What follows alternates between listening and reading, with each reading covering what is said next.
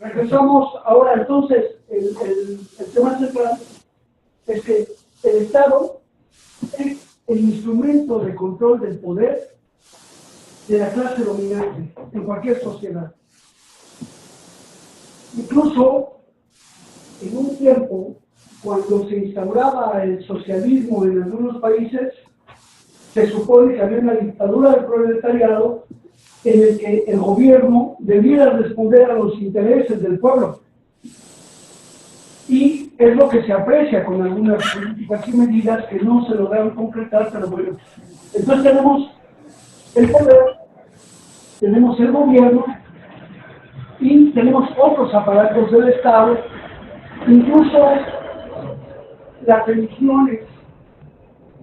La religión, no la convicción ética y moral que tiene, no atacamos a la religión en sí, pero si a nosotros nos dicen que bienaventurados los que hoy somos pobres, menesterosos, mendigos y demás, es como decir, pues qué bueno que estás jodido, porque tú hoy estás jodido, pero cuando te mueras vas a estar peor. ¿No es cierto? Dicen, porque tú vas a entrar al reino de los cielos y demás. Ok, si hubiera justicia, pues mejor que no estemos jodidos hoy. Si la justicia es divina, pues sería tan divino que pudiéramos comer completo, que nuestros niños estuvieran bien, que no tuviéramos tanta hambre o tanto problema, que no tuviéramos que estarnos probando los dedos porque tenemos un familiar enfermo y no nos alcanza para poder dar la atención, porque no quedamos en una escuela que queríamos y tenemos que estar gastando lo que no.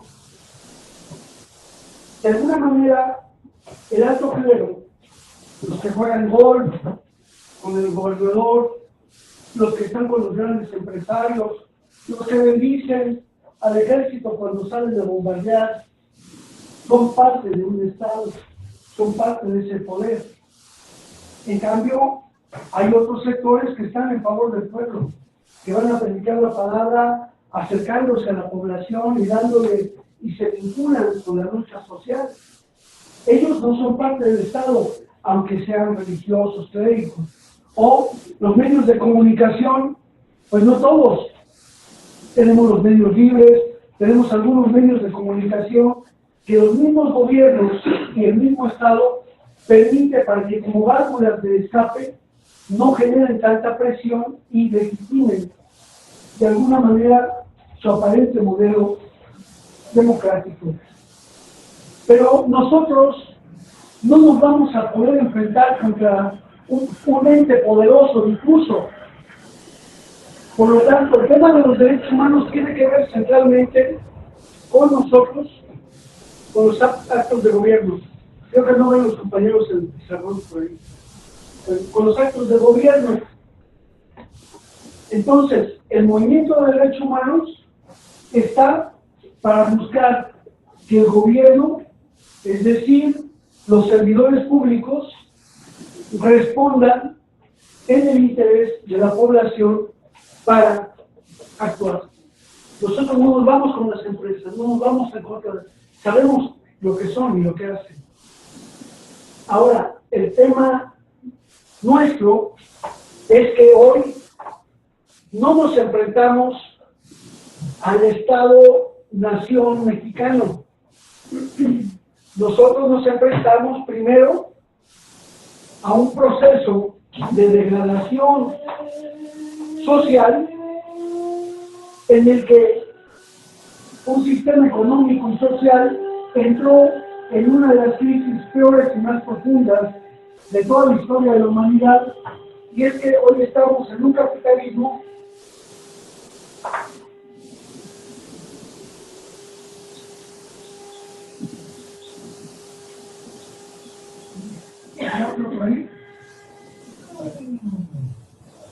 estamos en un capitalismo que se llama capitalismo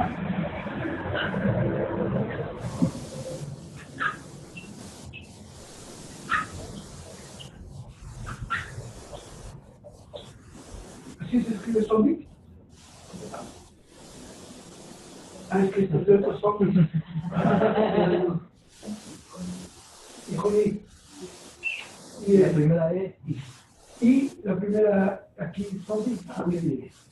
Yo no he estado viendo esas series, pero ustedes sí las ven. Bueno, este capitalismo zombie, o también se llama capitalismo mutante, es la peor fase que tiene, porque ya no es capaz ni siquiera de respetar las reglas del juego.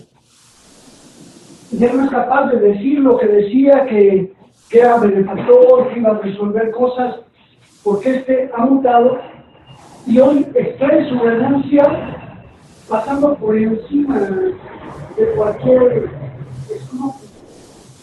Hoy saca la ganancia a través del fracking, no importándole que haya temblores, de que se contamine el agua, saca la ganancia de donde sea, y hoy incluso imagínense que saque la ganancia de alguien que no tiene nada que no tiene nada que ofrecer y que le toman su cuerpo y su voluntad y saca ganancia de la pedofilia, saca ganancia de la trata de hombres y mujeres, a quienes viola o a quienes dispone de su cuerpo para sacar una gran ganancia.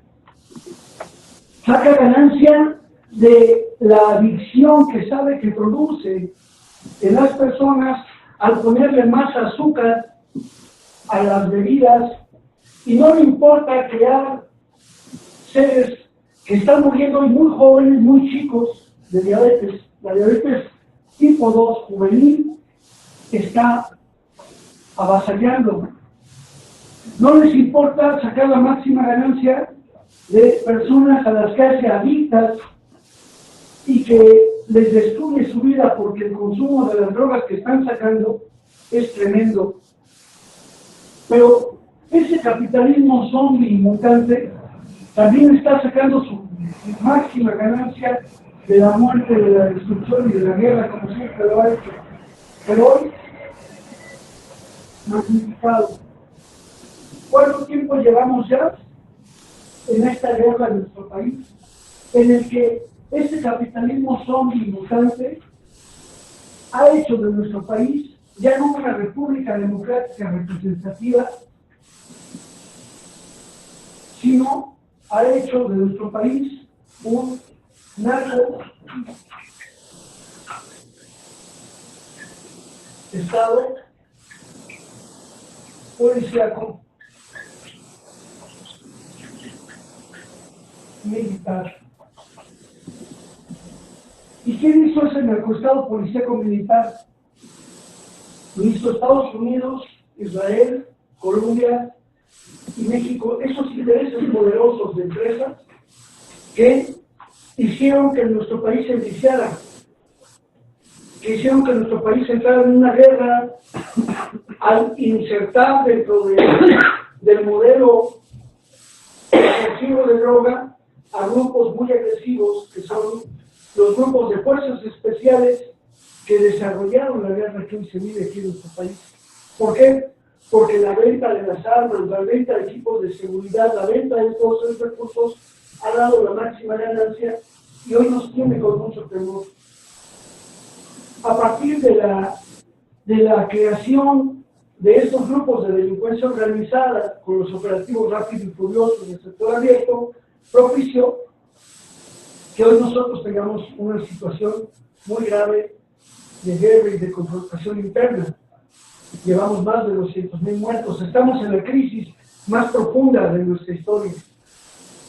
Y no solo eso, gracias a esta política del narcoestado policíaco militar, permitió que se lograra entrar todo lo que es la reforma energética, la reforma fiscal, la reforma laboral, y la única que se pudo contener un poco ha sido la reforma educativa, gracias a que hay un sector que todavía sigue activo y que no ha sido derrotado de todo el movimiento social, que es el sector magisterial, pero que ha tenido que pagar un costo muy alto, como fue la masacre de los 43, los que fueron muertos ese día, los 7 y los 43 que están desaparecidos. Así es que entendemos ahora, para que cerremos el ciclo y entender que el capitalismo zombie es transnacional, nosotros tenemos que saber que quien realmente gobierna y tiene el designio internacional son estas instituciones: el Fondo Monetario Internacional, el Banco Mundial, la OMC, la OCDE, la OMC, entre otras instancias internacionales, donde participan también el Foro Económico de Davos, el Grupo de los 8, el Grupo de los 20, grupos de mucho poder que se reúnen para definir la política mundial. Las recomendaciones de la OCDE son las que propiciaron la reforma educativa, y a través de las cartas de intención que se les pone a cada país por el Fondo Monetario Internacional, el Banco Mundial, hacen que nuestras políticas internas respondan a eso. Y por eso lo que pasa aquí en México sucede también en otros países más o menos de manera similar, porque hay un poder mundial que a todos los países somete, y que esto se generó a través de los acuerdos comerciales.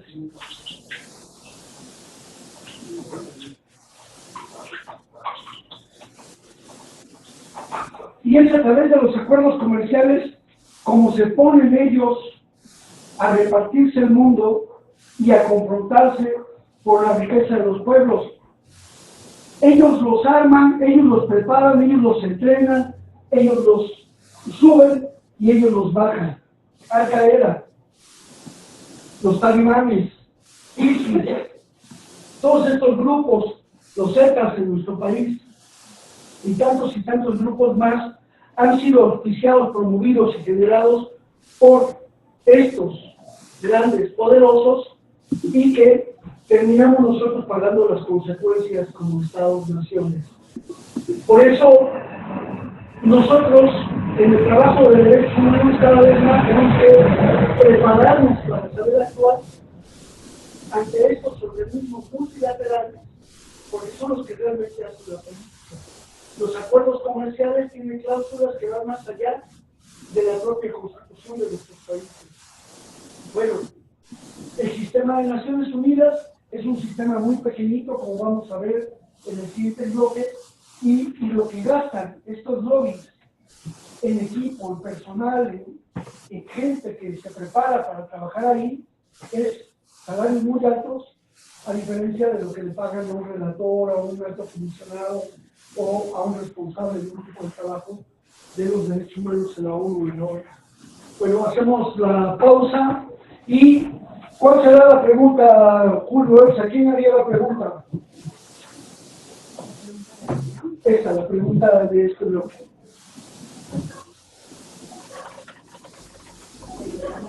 La pregunta es: ¿entendemos el concepto qué es el Estado, qué es el gobierno y quién es el poder? Esa es la pregunta, y vamos a sus grupos. Los que llegaron después numeran del 1, 2 y 3 y se incorporan cada quien a uno de los grupos. ¿Sale? Hacemos pausa, paramos el audio, el video.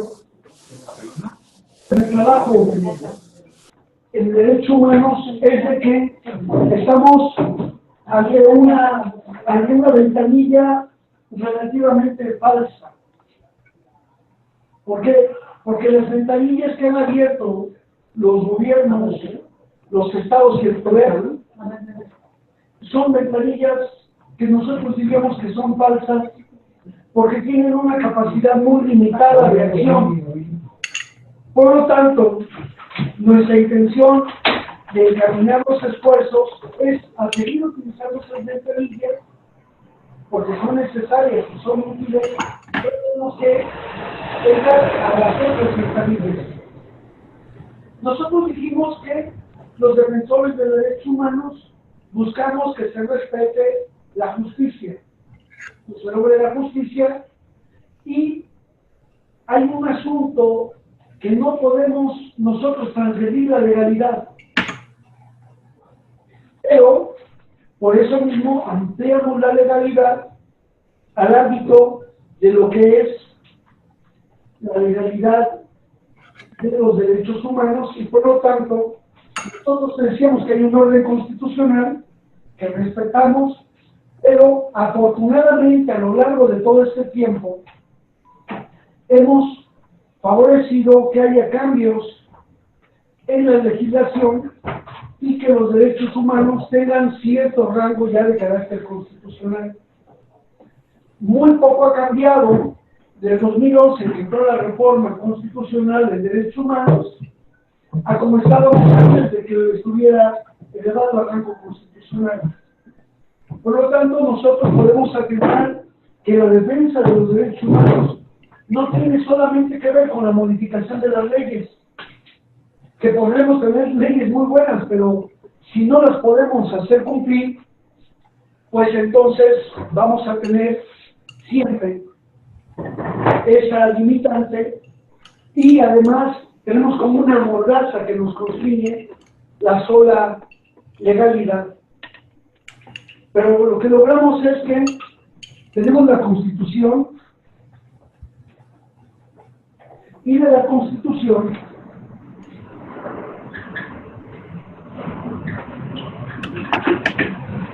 hemos logrado que haya el artículo primero ya reconoce los derechos humanos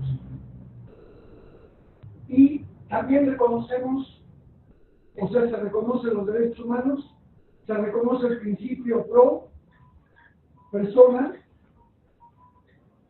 y tenemos también el que la Constitución es un librito muy chiquito, delgadito, pero en un acto de magia logramos incorporar, supongamos, estos todos son los tratados internacionales en materia de derechos humanos. Todo esto que está aquí, en estos anaqueles, lo vamos a meter a la Constitución. Vamos a hacer que se meta en la Constitución. Esa Constitución que es muy delgadita, le vamos a meter todo eso. ¿Y cómo lo metemos? Es como si metiéramos un genio dentro de una botella. Derecho, Bueno, la magia para meter esos libros en la Constitución, la sumo así, y dice todos los pactos y convenios internacionales suscritos por el gobierno mexicano y ratificados por el Senado serán ley suprema de la nación y las leyes se arreglarán conforme al derecho internacional de los derechos humanos. Y nosotros, en ese acto de magia, metemos el artículo 133. Ese artículo 133 nos hace que todo eso que hay en el derecho internacional, en la ONU, en la OEA, en muchos tratados y pactos internacionales, entra a la Constitución y la amplía. Y hay una cosa: México es un Estado soberano, libre, y él, como Estado libre y soberano, va a los organismos multilaterales, a los organismos donde van todos los estados, y dice: yo reconozco esta convención, la acepto y la ratifico, y por lo tanto no está violando la soberanía a nadie cuando se pronuncia por el respeto de los derechos humanos. Ninguna persona nacional o de otro país que intervenga sobre derechos humanos en nuestro país estaría violando la Constitución, ni tampoco se le aplicaría el artículo 33, qué curioso, ¿no? El artículo 33, que es el que dice de los extranjeros perniciosos, los extranjeros que pueden ser expulsados, o sea, por participar en derechos humanos, no pueden ser expulsados. Es como ahorita que Héctor Astudillo, el gobernador del estado de Guerrero, Dice, yo aquí no voy a permitir que entre ningún extranjero, que por lo de Ayotzinapa, en el tercer aniversario. Dice ningún extranjero, como si, me imagino que salga a todas las playas a correr a todos los extranjeros. O para ellos no es un extranjero pernicioso el spring breaker, que toma en la vía pública, que se droga, que hacen su cotorreo, que se la pasan muy chido, así lo quieren hacer ellos. Ese no es un extranjero pernicioso. El extranjero pernicioso es el que va a las comunidades, que se va a ligar con el pueblo, que pretende acompañarlo a conocer las violaciones que ocurren. Ahí sí pretendería que se trata de un extranjero pernicioso. Bueno, considerando esto, los cambios constitucionales del 10 de junio del 2011, los cambios constitucionales del 10 de junio, se aplica el principio pro persona. ¿Qué quiere decir eso? Que una ley debe de darle la mayor amplitud para beneficiar los derechos de una persona. Que si hay otras determinaciones jurídicas que se contrapongan, se va a optar por el principio pro persona. Esta Constitución nos generó entonces el respeto a los derechos humanos y estos tres principios. El principio pro persona nos da el principio de convencionalidad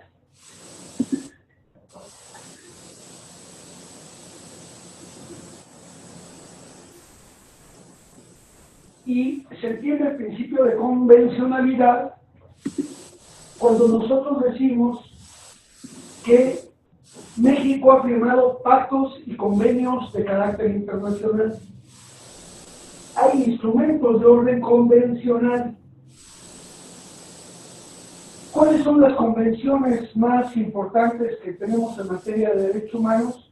Bueno, la Convención de Derechos Civiles y Políticos, llamado Pacto Internacional de Derechos Civiles y Políticos, Pacto Internacional de Derechos Económicos, Sociales y Culturales, Convención para la Eliminación de todas las formas de discriminación racial, Convención para toda la discriminación, para la eliminación de todas las formas de discriminación a las mujeres, Convención sobre los derechos del niño y la Convención para eliminar la tortura, tratos crueles, inhumanos o degradantes. Para que vean la tortura, el tamaño que tiene, que generó una propia convención, a pesar de que la Declaración Universal y todos los instrumentos dicen que no debe haber tortura. Es tan grave el asunto de la tortura que hicieron una convención específica sobre la tortura y hasta hace poco la convención de la desaparición forzada, que hasta hace poco. Esos pactos y convenciones obligan sobre el principio de convencionalidad que cualquier declaración emanada de un pacto o convenio internacional se debe cumplir por el gobierno de México. En derechos humanos, en el derecho internacional de los derechos humanos, tenemos también instrumentos de orden que no son convencionales. Por ejemplo, el relator, los relatores, los grupos de trabajo. El grupo de trabajo de desaparición forzada, el relator para jueces y independencia de jueces y magistrados, en fin. Esos relatores y grupos de trabajo no son propiamente instrumentos de orden convencional.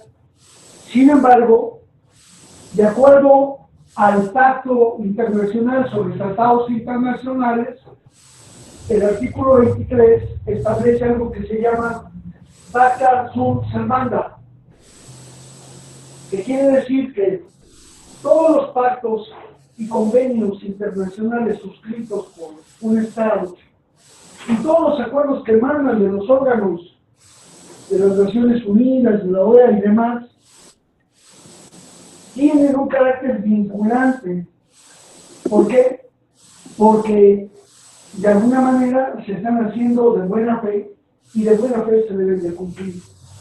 Y a eso apelamos también a otro principio que no tiene nada que ver con la Constitución, lo ponemos por aquí abajo, que son los principios de ius cogens.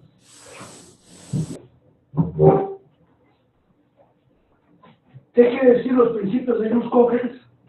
Bueno, eso se llama la fuerza vinculante del derecho internacional, que no propiamente son leyes que deban cumplirse, pero como todo mundo está adherido o pendiente de eso, pues la gente no lo va a desechar. Por ejemplo, el hecho de que al estar conversando nosotros, guardamos silencio para que quien está hablando pueda escucharse y no se pone todo el mundo a hablar, es como un principio en el que la gente viene y dice, yo le entro el punto. Pero en otro contexto, la fuerza vinculante hace de que si, por ejemplo, estamos en una fiesta, en un reventón y les decimos, hermanos, vamos a hacer oración, pues los chavos van a decir, está loco. O sea, como que hay una fuerza vinculante que la mayoría de los que están ahí impone ese modelo. Ese es el principio de ius cogens, que de alguna manera obligan a los otros a que se cumplan sobre ese principio. La autodeterminación de los pueblos, el respeto a la soberanía, son parte también de estos principios. Y la propia Constitución, con las reformas a la ley de amparo, estos principios van a privar del amparo, que se supone es el instrumento de garantía de cualquier ley que la ampare. Y entonces el principio de constitucionalidad.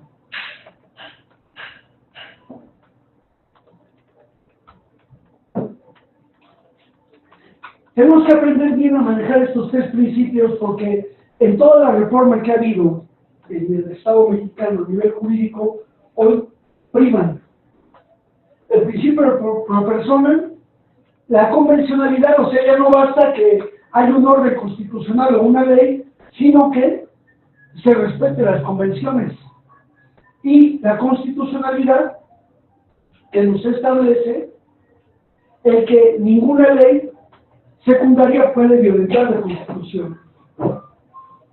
Que nosotros decimos vamos a pararnos todas las personas a evitar que el ejército cierre la búsqueda de personas y diga que ya se cumplió X o Y plazo de ellos y con eso pretenda cancelar la participación de la gente, violenta la Constitución, independientemente que la Sedena tenga sus normas, o la convencionalidad cuando hay un tratado de acuerdo. Nosotros tenemos para entonces lograr el cumplimiento de los derechos humanos estos elementos y por lo tanto nosotros apelamos al derecho internacional de los derechos humanos y al derecho internacional humanitario. ¿Qué es el derecho internacional humanitario? Es el derecho de los derechos humanos en tiempos de guerra. Se dice que en el amor y en la guerra se vale de todo. ¿Sí lo han escuchado? Pues no es cierto. No se vale de todo. O sea, hay normas, hay reglas. Si alguien levanta las manos así, ¿qué dice? Que se rinde. Está desarmado. ¿Sí? Si es del otro bando, sí. Sí. No, mira, no metas el tipo, Y hay que respetar lo de y demás. Bueno, creo que levanta la mano. O sea, ya no me pueden hacer nada. Estoy tirado en el piso, no me pueden, entre comillas, claro, no me pueden hacer nada, esa es la guerra. No se puede hacer rehenes civiles, no se puede tal. Esa es la cosa. Entonces, es el derecho que se aplica a los principios de guerra. Y fíjense algo muy importante. ¿Por qué los gobiernos nunca aceptaron el estatuto de fuerza beligerante de las FARC, por ejemplo? Nunca aceptaron el estatuto de fuerza beligerante del EZLN o el EPR o de otras organizaciones. No aceptaron eso. ¿Por qué? Porque también el derecho internacional humanitario les da ciertos derechos a las personas. O sea, una fuerza beligerante, si se enfrenta con otro ejército, los muertos que hay ahí son muertes lícitas porque están dentro de un conflicto. Pero acá, cualquier muerte que haya es un homicidio en contra de personal militar o de la Fuerza Armada. ¿Me explico? Por eso no aceptan.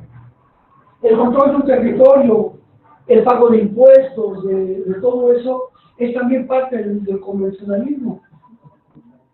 Bueno, pero en su momento hablaremos del derecho internacional humanitario. Estos dos instrumentos fundamentales tienen su gran trampa en que no son todavía, a pesar de todo lo que se ha luchado, derechos verdaderos, derechos que tengan garantía. Y bueno, aquí haríamos la acotación de que no obstante que estamos con esto y que debiera privar la convencionalidad, los derechos humanos en su mayoría no cumplen con lo que es un derecho verdadero.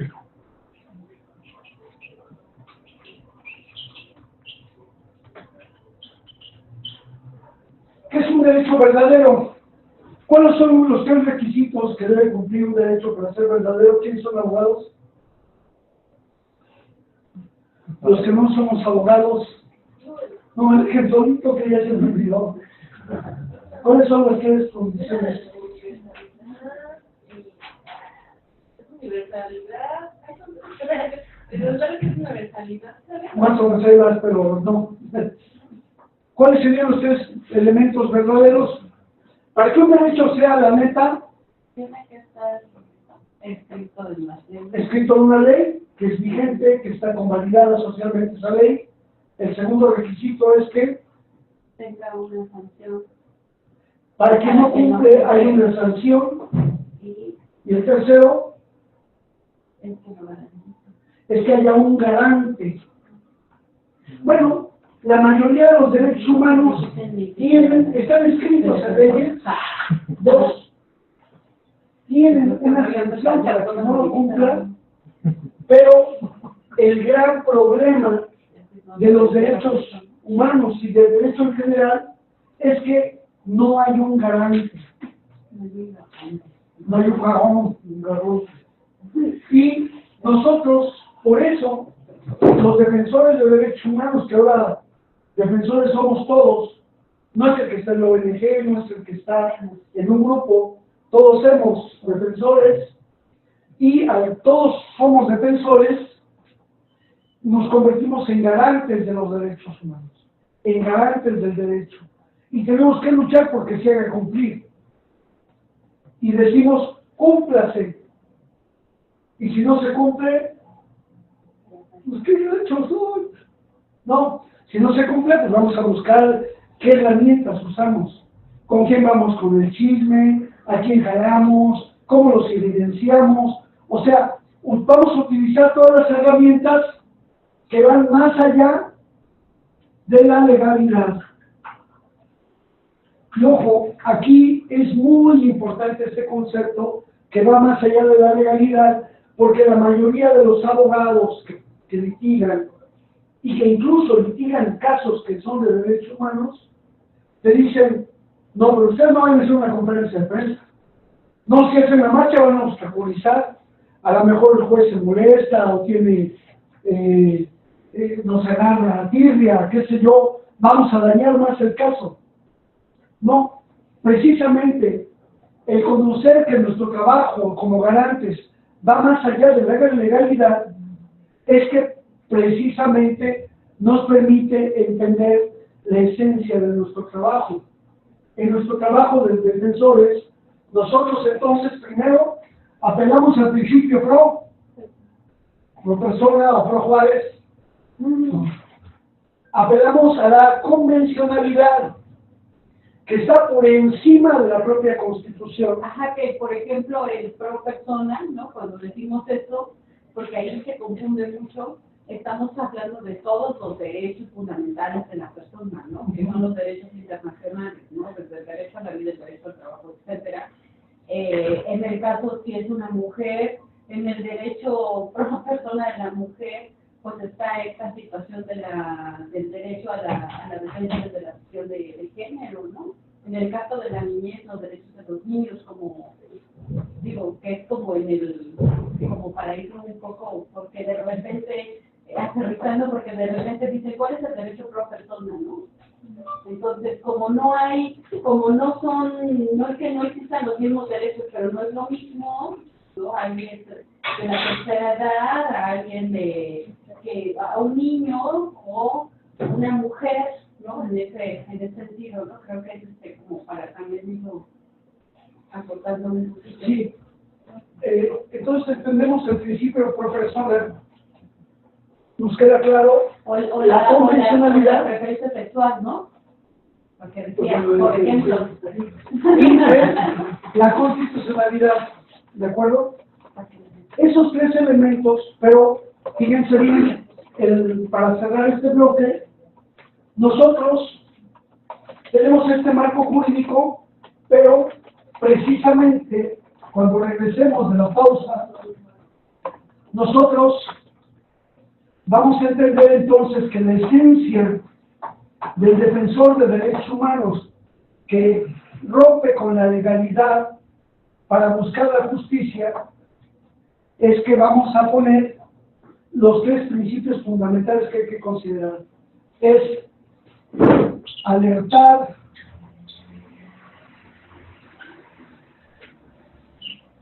promover y proteger.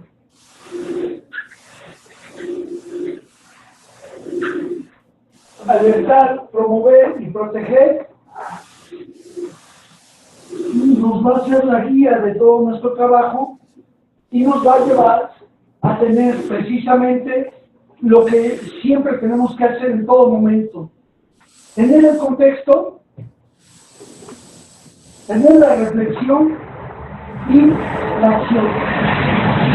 No podemos quedarnos simplemente hablando solamente de los derechos humanos. Eso nos afecta, ser solamente teóricos de los derechos humanos.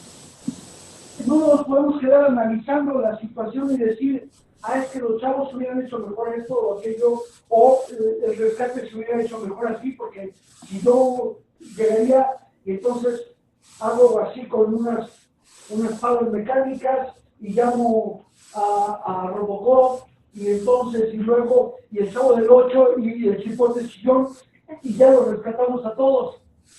No, son cosas concretas. El análisis concreto de la realidad concreta para tener resultados concretos. Entonces, alertar, promover y proteger siempre nos lleva a la reflexión de práctica, teoría, práctica, que es la esencia del defensor de derechos humanos. Vamos a la pausa y la pregunta generadora es, en este momento, en esta coyuntura que estamos viviendo posterior a los sismos, ¿qué tenemos que hacer para alertar, para promover y para proteger los derechos humanos? Hacen sus grupos, los que acaban de llegar, se nombrarían entre el 1 y el 3, escogen un número y se suman Digo, como ya llegaron más integrantes, no sé cómo vean los demás, pero No me dan. Ok, se numeran 1, 4, no. 1, 2, a ver. 1, 2, 3, 1, 2, 3. 3, 1, 2, 3,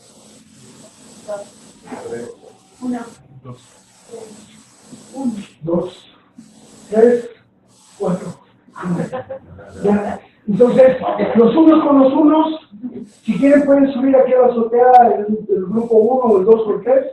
Los que están por acá se acercan y el 1, el grupo 1 se acerca aquí para que intervengan tanto Patricia como Guillermo. ¿De acuerdo?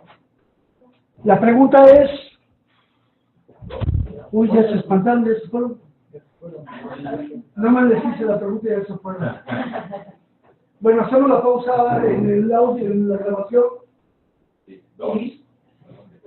Recuerden, es muy rápido y ¿cómo va? ¿Sale?